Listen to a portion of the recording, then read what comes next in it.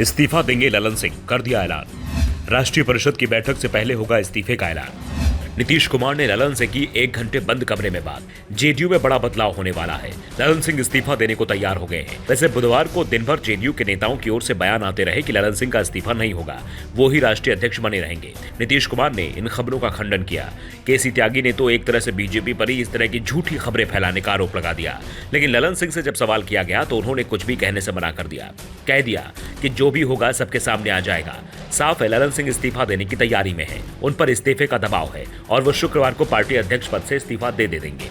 ललन ने कहा कि अगर हमको इस्तीफा देना होगा तो वो आप लोगों के सामने तो नहीं देंगे।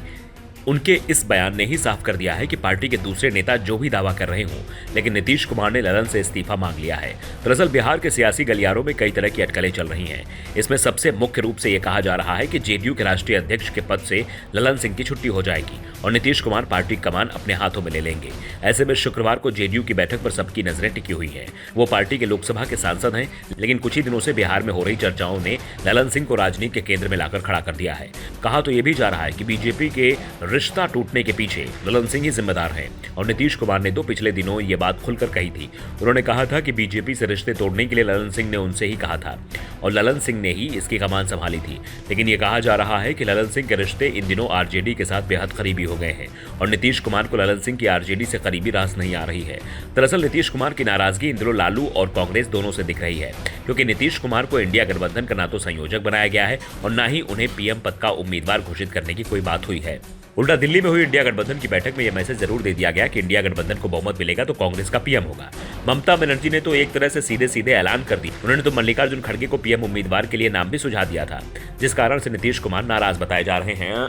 वैसे नीतीश कुमार ने ललन सिंह के साथ बंद कमरे में 1 घंटे तक बैठक की है और इस बैठक के बाद खबर आ रही है कि पार्टी में सब कुछ ठीक है।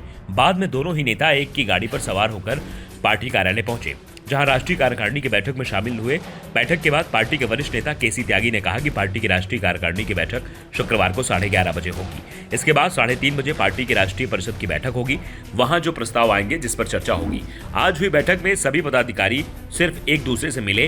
बैठक में सीएम नीतीश कुमार ने पार्टी और गठबंधन को मजबूत करने का संदेश दिया।